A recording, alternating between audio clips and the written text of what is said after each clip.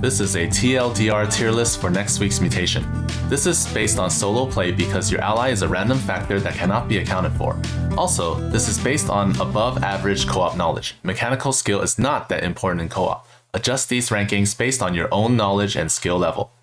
Okay, so for this mutation, most commanders are fine. The only real mutator to worry about is Avenger, which of course means that enemy comp matters.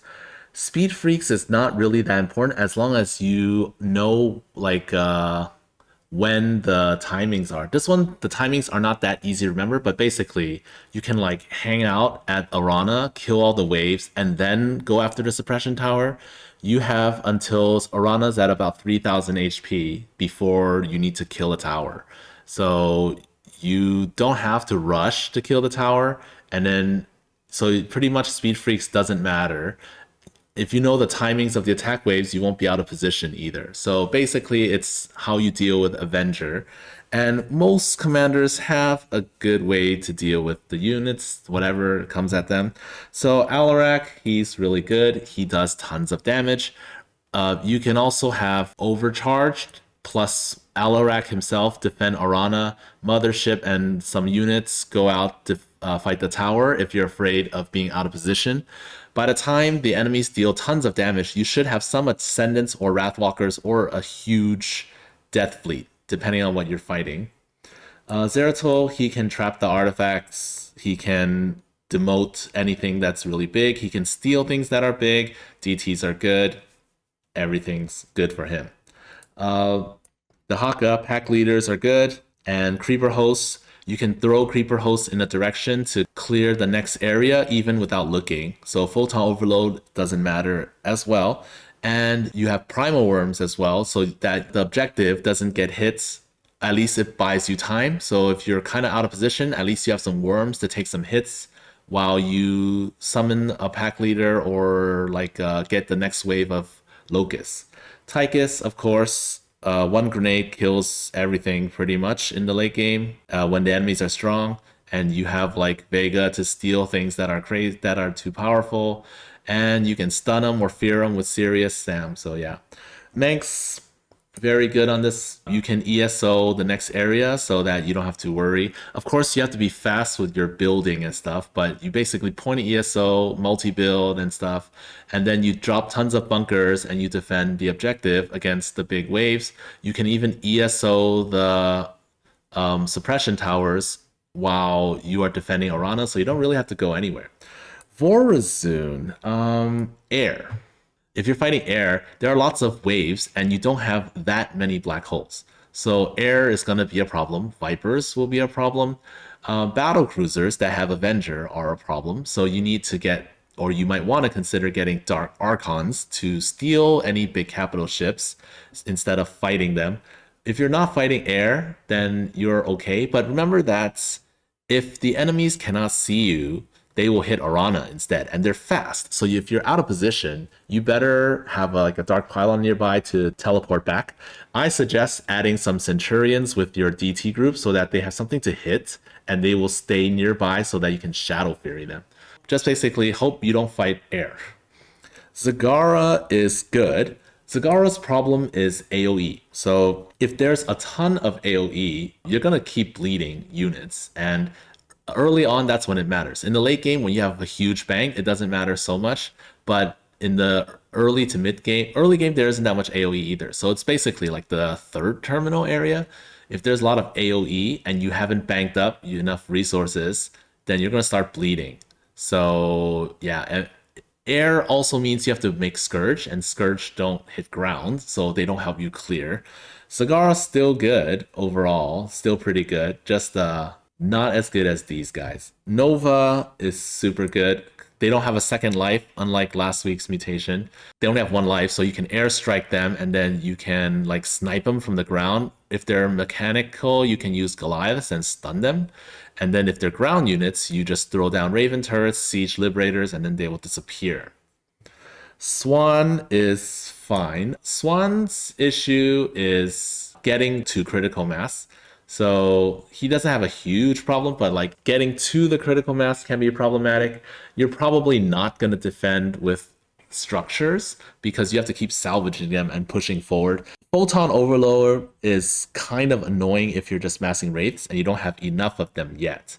Same as other commanders, if there's nothing to hit the wraiths, they will attack Arana. So if you have no structures on the ground, then they might just wreck Arana's face.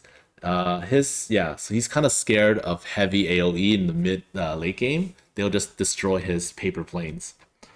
Stukov is good because Diamondbacks slow down the enemies and you have lots of tanks.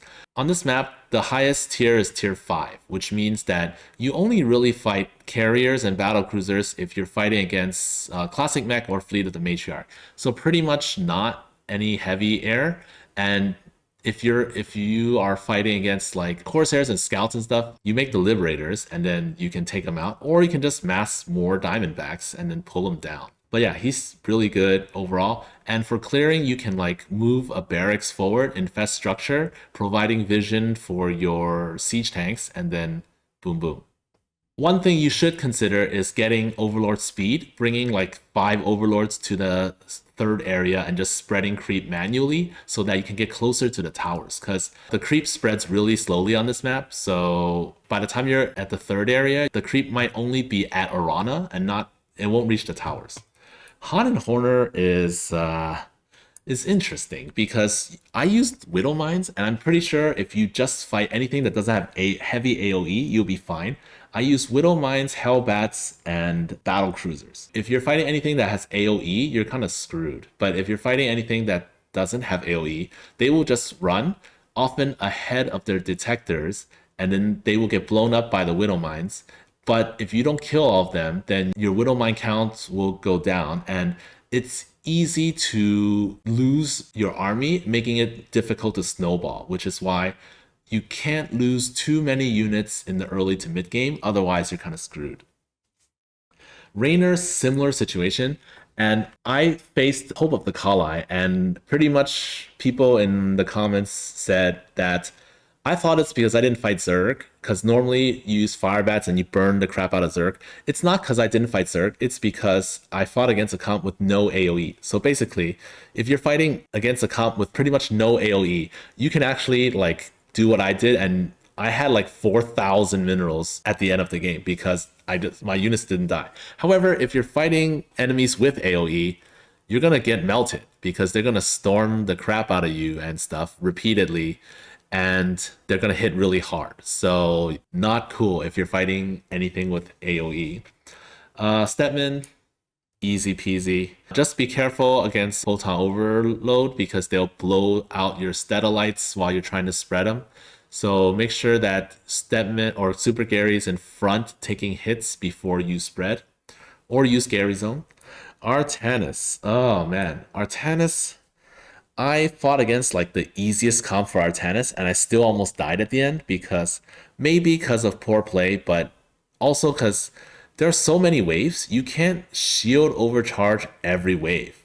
And I was maxed out before the 5th area, and then those like tier 5 waves just wore me down because there were so many of them. And that was against the easiest comp, Siege of Storms. Anything like harder, I think he's gonna be in trouble.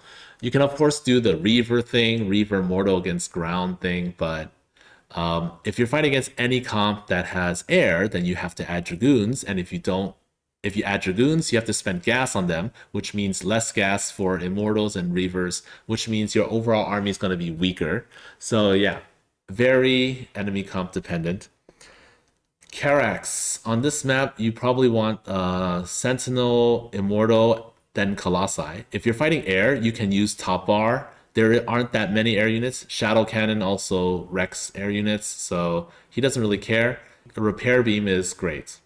Kerrigan, enemy comp dependent a little bit. So if you're fighting air, then yeah, you want to have like Mutalisks, hopefully not against a lot of AoE, because then your Mutas will die. So yeah, if you're fighting ground, you're probably good to go. You can just mass Ultras.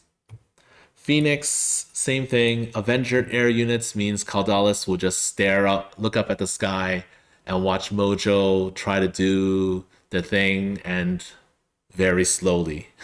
Caldalis, of course, can just like right-click suppression towers have him on a separate hotkey so that he can just go off and fight the enemies. You can A move towards the enemies at a suppression tower, and after you have killed most of them, you just right click the suppression tower itself and ignore the enemies that are defending it. And then Abathur, as long as you know how to farm, he's fine because by the time the enemies are really tough, you have 3-4 full biomass swarm hosts or like 3 leviathans, and they will take care of things for you. Swarm hosts are also great because they give you ground presence, so the enemies won't hit Arana.